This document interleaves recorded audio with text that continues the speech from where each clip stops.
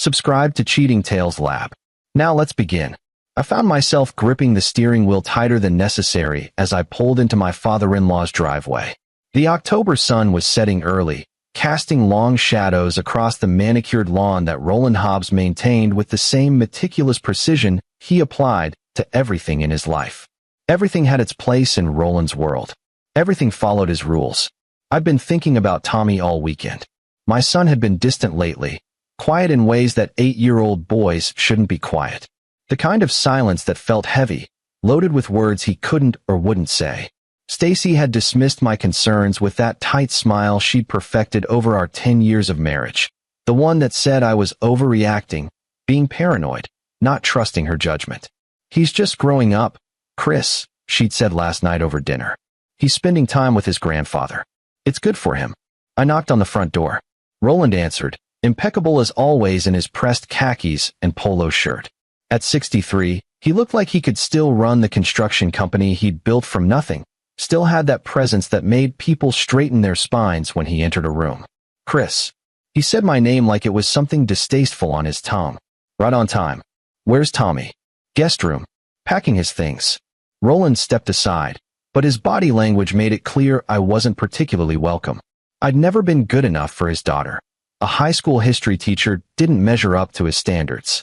Stacy had inherited a trust fund that dwarfed my salary 5 times over, and Roland never let me forget it. I found Tommy sitting on the bed, his small backpack zipped and ready. He didn't look up when I entered. Hey, buddy. Ready to go? He nodded, grabbed his bag, and walked past me without making eye contact. That heavy silence followed us down the stairs, through the foyer where Stacy's mother Lori waved goodbye with forced cheerfulness, and out to my truck. Tommy climbed into the back seat instead of the front. He'd been riding shotgun for a year now, proud of being big enough. This felt wrong. I pulled out of the driveway, watching his face in the rearview mirror. He was staring out the window, jaw clenched in a way that reminded me of myself when I was holding back tears. Son, how was it? Dad, don't take me back there. The words came out flat, final. My heart stopped. What happened? Tommy's hands were shaking. He reached for the hem of his shirt, lifted it slowly. The bruises on his ribs were finger-shaped, dark purple against his pale skin. Some were fresh. Others had yellowed with age. The world tilted sideways. Grandpa does this when I'm alone. His voice cracked. But Dad, Mom drops me off every weekend. She knows. She says not to tell you anything. Dad, check the lock on their guest room. I pulled over so hard the tires squealed. My hands were shaking now too. Tommy, I need you to tell me everything. Right now. He did. Every word felt like a knife. The locked door at night. The punishments for small mistakes. The threats about what would happen if he told me. And Stacy, my wife, knew. Had known for months. Had been actively covering it up, coaching Tommy to hide it from me. I should have called the police right then. That's what a rational person would do. But I wasn't feeling rational. I was feeling something primal and cold and absolutely certain. Tommy, I need you to stay at Uncle Damon's house tonight. Can you do that for me? He nodded, wiping his eyes. Are you going back there? Yes. Dad, be careful. Grandpa, he's different when he's angry. I dropped Tommy at Damon Barry's apartment across town. Damon had been my best friend since college, the only person I trusted completely. He took one look at my face and asked no questions. Just put his hand on Tommy's shoulder and promised to keep him safe. Then I drove back to Roland Hobbs's house. The front door was locked now. I didn't knock. I went around to the side gate, through the backyard, and tried the sliding glass door. Also locked. Good. That meant they thought I was gone. I picked up one of the decorative stones from Lori's garden and threw it through the glass. The alarm started shrieking immediately. I stepped through the broken door, ignoring the glass crunching under my boots. Roland appeared at the top of the stairs, face red with fury. What the hell do you think you're doing? The guest room, I said. Show me the lock. Something flickered in his eyes. Fear, maybe. Or calculation. Get out of my house. I started up the stairs. He moved to block me, but I was 30 years younger and running on pure adrenaline. I pushed past him, down the hallway. The guest room door looked normal from the outside. But when I tried the handle, it didn't move. This is a deadbolt, I said quietly. On the outside of a bedroom door. Where my son sleeps. That's for security. Open it. I don't have to. I kicked the door. The frame splintered. I kicked it again, and it burst open. The room looked normal at first glance. Twin bed with dinosaur sheets. Tommy's favorite stuffed bear on the pillow. Then I saw the camera mounted in the corner, lens pointed at the bed. The tripod folded in the closet. The locked box on the dresser. I turned to face Roland. He'd gone pale. "You recorded it," I said. "You actually recorded it." Lori had appeared in the hallway now, her face a mask of confusion and dawning horror. "Roland, what is he talking about?" I forced the lock on the dresser box with a letter opener from the desk. Inside were dozens of SD cards, each labeled with dates going back 3 years. 3 years of weekend visits. 3 years of my son being hurt while I was oblivious and his mother actively enabled it. "Lori," I said, keeping my voice steady through sheer force of will. "Did you know?" She looked from me to Roland to the box of SD cards, and I saw the answer in her face before she spoke. She hadn't known. Roland had been operating in secret, even from his own wife. "Get out," she whispered to him. "Get out of this house right now." But I wasn't done yet. I pulled out my phone and took photos of everything. The camera, the lock, the SD cards, the labels. Evidence. Because I was going to need it. Roland made a move toward the stairs. I blocked his path. "You're not going anywhere until the police get here. You can't prove anything." "I can prove everything." I held up my phone. "And Tommy's going to tell them exactly what you did."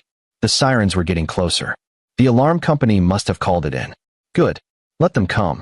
The police station smelled like burnt coffee and industrial cleaner. I'd been sitting in an interview room for 2 hours, going over my statement again and again while Tommy was interviewed by specialists in another room. Damon had brought him in, stayed with him through the whole process. Detective Amelia Rangel had kind eyes, but a voice like steel. She'd seen too many cases like this, I could tell. Knew how to separate truth from lies, how to recognize the signs.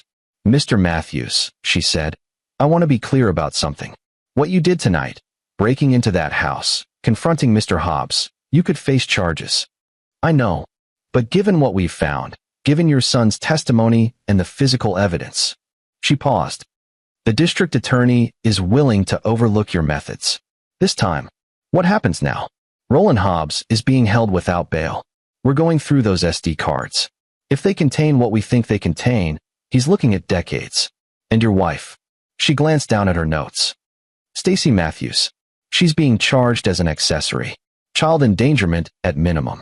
The words should have brought satisfaction. Instead, I just felt hollowed out. "Can I see my son?" "Soon. The doctors want to examine him first, document everything for the case." Detective Rangel's phone buzzed. She glanced at it and frowned. "Excuse me a moment." She left the room. Through the small window in the door, I could see her talking intensely with another detective. Their body language was animated, urgent. When she came back, her expression had changed. "Mr. Matthews, I need to ask you something. Has your son ever mentioned other children being at your father-in-law's house?" My stomach dropped. "What did you find?" "The SD cards. There are other victims. At least 4 other children over the past 5 years." The room seemed to spin. This wasn't just about Tommy. Roland had been doing this systematically, methodically, and Stacy had known, or at least suspected, and done nothing. "We're going to need you to look at something," Detective Rangel said, "to see if you recognize any patterns, any names Tommy might have mentioned." She pulled out a tablet, showed me lists of dates and files. My teacher brain kicked in automatically, organizing information, finding connections. And then I saw it. "These dates," I said, pointing. "They're all weekends when Stacy insisted Tommy stay overnight. She kept a calendar on our fridge, marked them as family time. I thought she was just being controlling about her parents getting time with him. She was scheduling the abuse," Detective Rangel said quietly. "We'll need that calendar." I didn't go home that night. I couldn't face our house, our bedroom, the life that had been built on lies. Instead, I checked into a motel near the police station and lay awake staring at the ceiling, my mind racing through every weekend. Every time Stacy had insisted, every time I'd let my son go without question. My phone buzzed at 3 a.m. A text from an unknown number. "You just destroyed our family. I hope you're satisfied." Stacy. She'd been released on bail. Her father's company had deep pockets, and she'd hired a lawyer within hours of her arrest. Of course she had. I didn't respond. There was nothing to say to her. At dawn, I drove to Damon's apartment. He answered the door looking exhausted, gestured me inside. Tommy was asleep on the couch, curled around his stuffed bear. He talked until midnight, Damon said quietly. About everything. Chris, it's worse than you thought. I know. The police told me. Not just that. Damon handed me a piece of paper covered in Tommy's careful handwriting. He wrote this down. Names. Other kids from his school, from the neighborhood. Roland had a whole network. I read the list. Recognized 3 of the names immediately. Kids from Tommy's class, from the baseball team I coached. Their parents had trusted Roland just like I had. He was the successful businessman, the pillar of the community, the grandfather who sponsored little league teams and donated to the school. I'm going to destroy him, I said. The police are handling it. The police can't do what needs to be done. I looked at my best friend. Roland has money, connections. He'll hire the best lawyers, drag this out for years. The kids will have to testify, be traumatized all over again. And Stacy, she'll probably get a plea deal, walk away with probation. So what are you thinking? I'm thinking the legal system isn't enough. I'm thinking people like Roland understand power and reputation. And I'm thinking I know how to take both away from him. Damon studied my face. What do you need? Your tech skills. And your willingness to look the other way. He nodded slowly. Whatever you need. The next morning, I called in sick to work. Not hard to do. The principal had heard about my family emergency through the small-town gossip mill and told me to take all the time I needed. Then I started making calls. First, to a private investigator named Miguel Jacobs that Damon had recommended. Miguel was ex-FBI, ran a small firm that specialized in financial crimes. Within an hour, he was sitting across from me in a coffee shop, listening to my story. You want me to dig into Roland Hobbs's business, he said when I finished. Find leverage. Find everything. His company, his finances, his connections. He's been operating for years. There has to be more than just this. Men like him don't stop at one crime. Miguel made some notes on his phone. This isn't cheap. I don't care. Name your price. He quoted a number that would drain most of my savings. I didn't hesitate. Do it. Give me a week. Maybe less. While Miguel worked his angle, I pursued mine. I went back to the house, my house, though it didn't feel like mine anymore, and gathered every document Stacy had ever left lying around. Bank statements, correspondence, her father's company financial reports that she'd brought home from visits. She'd never been particularly careful about security, and I'd never had a reason to look before. Now I looked at everything. Roland's construction company, Hobbs Building and Development, had done well over the years. But as I dug deeper, patterns emerged. Projects that went over budget mysteriously. Subcontractors that existed only on paper. City contracts awarded with suspicious timing. Nothing overtly illegal at first glance, but enough irregularities to raise questions if someone started asking them publicly. I photographed everything, uploaded it to an encrypted cloud drive that Damon had set up for me. Evidence. Ammunition. On the 3rd day, Stacy came to the house. I'd changed the locks, but she still had the audacity to knock on the door like she belonged there. We need to talk, she said when I opened it. No, we don't. Chris, please. You're making this worse than it has to be. Dad made mistakes, yes, but mistakes. The word came out like a gunshot.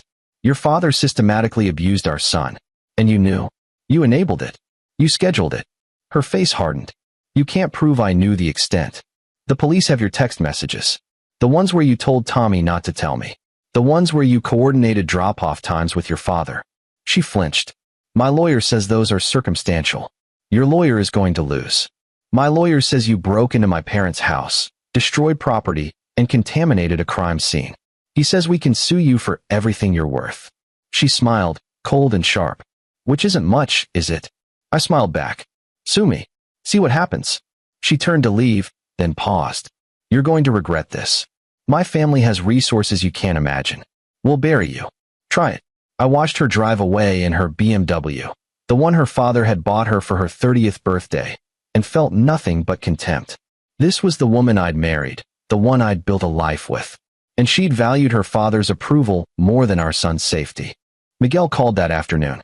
You need to see this. Can you meet me in an hour? Miguel's office was in a strip mall on the edge of town, sandwiched between a dry cleaner and a tax preparation service. The interior was surprisingly sophisticated, multiple monitors, secure filing cabinets, a whiteboard covered in flowcharts and connections. Roland Hobbs is a piece of work, Miguel said, pulling up files on his main screen. On the surface, upstanding businessman. Underneath, he's been running a sophisticated kickback scheme for 15 years. He walked me through it. Roland would bid on city construction projects, win the contracts through connections on the city council, then inflate costs through ghost subcontractors, companies that existed only on paper, run by associates who funneled the money back to him. The projects got built, but at inflated costs, with the taxpayers footing the bill and Roland pocketing the difference. How much are we talking? Conservatively, $8 million over 15 years. Maybe more. Why hasn't anyone caught this? Because he's careful. The ghost companies are registered in different states. The money moves through multiple accounts. And the city officials getting kickbacks have no incentive to look too closely. Miguel pulled up another file. But here's where it gets interesting. One of those city officials? Judge Patrick Roberts. My blood went cold. The family court judge? The same one who'll likely oversee custody proceedings in your divorce. And who owes Roland Hobbs about $500,000 in under-the-table payments over the years. This was it. This was how Roland planned to win. Stacy would file for divorce, claim I was unstable, dangerous. Judge Roberts would give her custody, and everything would go back to the way it was. Except Tommy would never be safe again. Can you prove the connection? I asked. I can prove enough to make Roberts recuse himself. But if you want to really nail Roland, we need to go bigger. What do you have in mind? Miguel's smile was predatory. The FBI has been investigating municipal corruption in this county for 6 months. They just haven't found the right thread to pull. I think we should give it to them. Anonymously. That won't be enough. Roland will hire lawyers, drag it out. Which is why we don't just go to the FBI, Miguel interrupted. We go to the media too. All at once. Federal investigation, news stories, social media exposure. We make him radioactive before he can mount a defense. I thought about Tommy, about the other victims, about all the parents who'd trusted this man. Do it. There's one more thing, Miguel said. I found something else on those SD cards the police seized. Metadata showing they'd been uploaded to a cloud server. Roland was backing everything up remotely. Why would he do that? Insurance, maybe. Or distribution. The FBI's cybercrimes unit needs to know about this. It could be part of a larger network. The scope of it was staggering. This wasn't just one predator. It was a systematic operation, with Roland at the center. And he'd been so confident in his protection, his connections, his power that he'd gotten sloppy. That sloppiness would destroy him. I spent the next week being the perfect father. Took Tommy to his therapy appointments, sat with him when the nightmares came, helped him understand that none of this was his fault. Slowly, carefully, he started to come back to himself. The quiet, scared boy who'd sat in the back of my truck was transforming back into the kid who loved dinosaurs and baseball and terrible dad jokes. Dad? He asked one night while I was tucking him into bed at Damon's place. Is Grandpa going to jail? Yes. What about Mom? That was harder. I don't know yet, buddy. But you're never going back there. I promise. Good. He hugged his stuffed bear tighter. I was scared you wouldn't believe me. I will always believe you. Always. While Tommy healed, I executed the plan. Miguel delivered his evidence package to the FBI field office in the state capitol. Not to the local bureau. We couldn't risk anyone who might be in Roland's pocket. The media package went to 3 different investigative journalists, each with a reputation for taking down powerful people. And then we waited. The explosion came on a Wednesday morning. The local newspaper broke the story first. Prominent developer under federal investigation for fraud. Within hours, the larger outlets picked it up. By evening, the child abuse charges had surfaced, and Roland Hobbs's face was on every news channel in the state. His company's stock, it had gone public 5 years ago, plummeted. The city council held an emergency meeting and suspended all contracts with Hobbs Building and Development. Former associates scrambled to distance themselves, issuing statements about how they'd always had concerns and were shocked to learn the truth. Judge Roberts recused himself from all cases involving Roland or his family, citing potential conflicts of interest. A federal judge would oversee the criminal proceedings instead. That meant no hometown advantage, no friendly faces on the bench. Stacy called me 17 times that day. I didn't answer. Her lawyer issued a statement claiming she was a victim too, that she'd been manipulated by her father. The public wasn't buying it. Not when the police released excerpts from her text messages, The ones where she'd told Tommy to keep quiet, to be a good boy, to not make trouble. The preliminary hearing was set for 2 weeks out. In that time, the FBI's investigation bore fruit. They arrested 2 city council members and the former director of public works. They seized Roland's financial records and found exactly what Miguel had predicted: years of fraud, millions in stolen money, a network of corruption that had infected the city government like a disease. Roland's lawyers tried to get the child abuse charges separated from the financial crimes. The federal prosecutor refused. These cases are intrinsically linked, she argued. Mr. Hobbs used his position of power and influence to shield himself while preying on children. The financial crimes enabled the sexual abuse. They will be tried together. 3 days before the hearing, I got a call from Detective Rangel. Mr. Matthews, we've identified 2 more victims. Older cases, but the statute of limitations hasn't run out. And one of them is willing to testify. Who? I can't give you names, but one of them is now a prosecutor. In another state. She's been waiting years for this chance. Justice was a slow-moving machine, but once it started rolling, it was unstoppable. I felt something loosen in my chest. Hope, maybe. Or vindication. The night before the hearing, I sat down with Tommy at Damon's kitchen table. He was doing better, smiling more, sleeping through the night. But I knew the hearing would be hard on him, even though his testimony had already been recorded and he wouldn't have to appear in person. Tomorrow, they're going to talk about what Grandpa did, I said. You don't have to watch it on TV or read about it. You can just be a kid. Will they believe me? Everyone believes you. Everyone knows you're telling the truth. What about Mom? I'd been dreading this question. Your mom made bad choices. She put Grandpa's feelings ahead of your safety. That was wrong. Does she love me? I think she loves the idea of you. But she doesn't know how to love you the way you deserve. I took his hand. But I do. And so does Uncle Damon. And so do a lot of other people who are making sure you're safe now. He nodded, processing this with the solemn seriousness of a child who'd been forced to grow up too fast. Can I keep living here with you and Uncle Damon? For now. But soon, we're going to get our own place. Just you and me. Maybe a house with a backyard, so we can get that dog you've been asking for. His face lit up. Really? Really? The courthouse was surrounded by media trucks when I arrived. I'd hired my own lawyer, Christian Parker, a family law specialist with a reputation for winning custody battles against all odds. He met me on the steps, briefcase in hand. This is going to be ugly, he said. Stacy's team is going to argue that you're unstable, that you destroyed evidence, that you can't be trusted with Tommy. Can they win? Not after everything that's come out. But they'll try. He straightened his tie. Let's go make sure they fail. The hearing lasted 6 hours.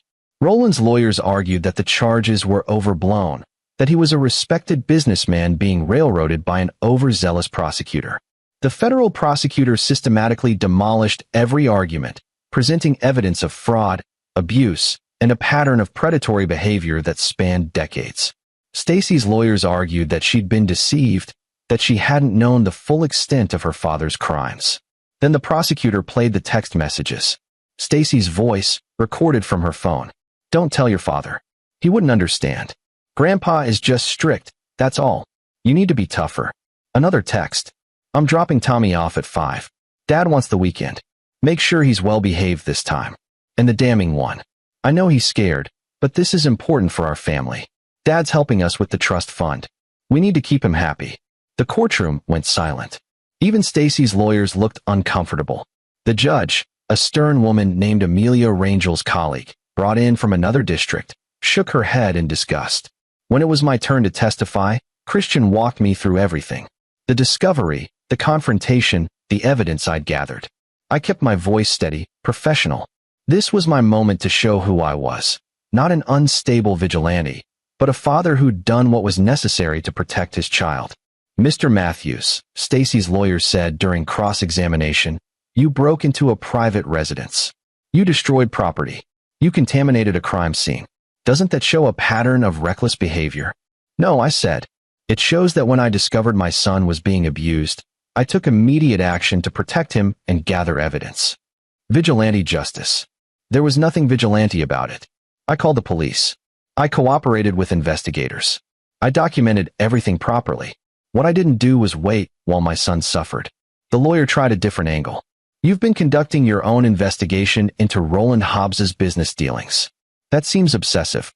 It seems thorough, I corrected. Roland Hobbs is a dangerous man with extensive resources. He needed to be exposed completely, not just partially. Every victim deserves justice, not just my son. Christian was grinning when I stepped down from the stand. Perfect, he whispered. You came across exactly right. The judge's ruling came swiftly. Roland was denied bail, flight risk, and danger to the community. Stacy's bail was revoked after the text messages were presented. The judge cited her as an active danger to her child. Custody of Tommy was awarded to me, full and permanent, pending any future changes in circumstance. This court finds, the judge said, looking directly at Stacy, that Mrs. Matthews knowingly and willfully endangered her child. Her actions constitute not just negligence, but active complicity in abuse. Full custody is awarded to Mr. Chris Matthews. Stacy's face crumpled. She tried to make eye contact with me, mouth-forming words, please, or sorry, or something else I couldn't hear and didn't care about. I looked away. The trial took 3 months to start. In that time, I rebuilt my life piece by piece.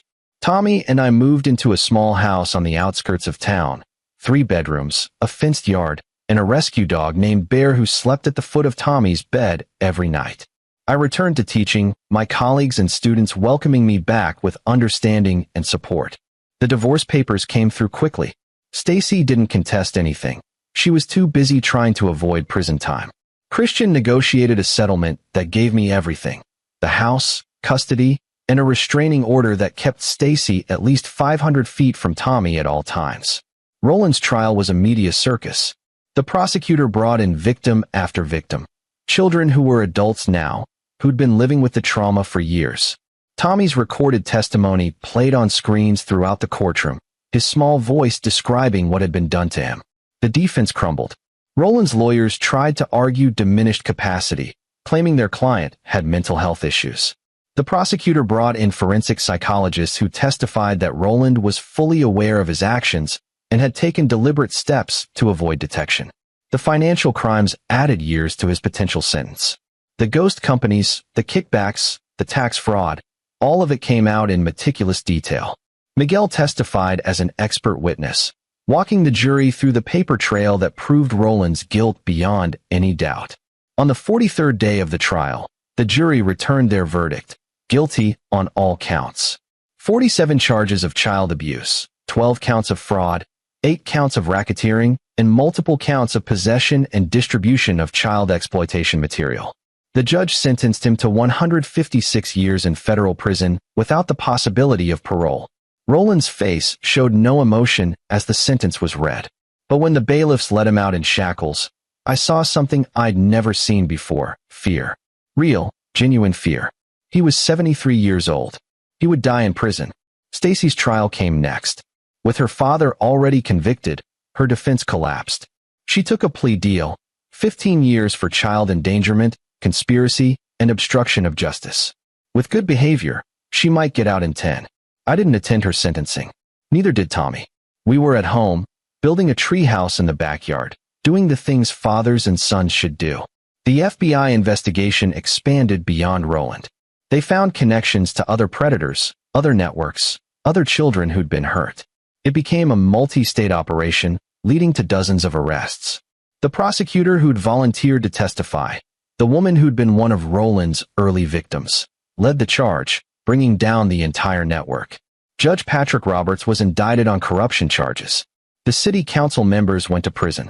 The whole rotten system that had protected Roland Hobbs was torn down and exposed. I'd started it all with one act of desperate protection, but it had grown into something larger than I could have imagined. Justice, real justice, had been served. 6 months after Roland's conviction, I sat in my backyard watching Tommy play with Bear.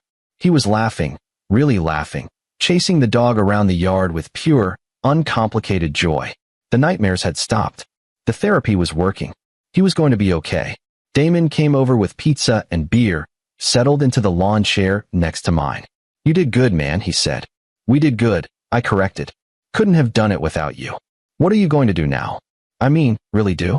You've won everything. Roland's in prison forever, Stacy's locked up, Tommy's safe. What comes next? I thought about it. The anger that had driven me for months had burned itself out, replaced by something quieter but more permanent: purpose. I'm going to keep teaching, I said. I'm going to raise my son, and I'm going to make sure this never happens to another family. How? I've been talking to some of the other victims' families. We're starting a foundation: education, awareness, support for families who've been through this.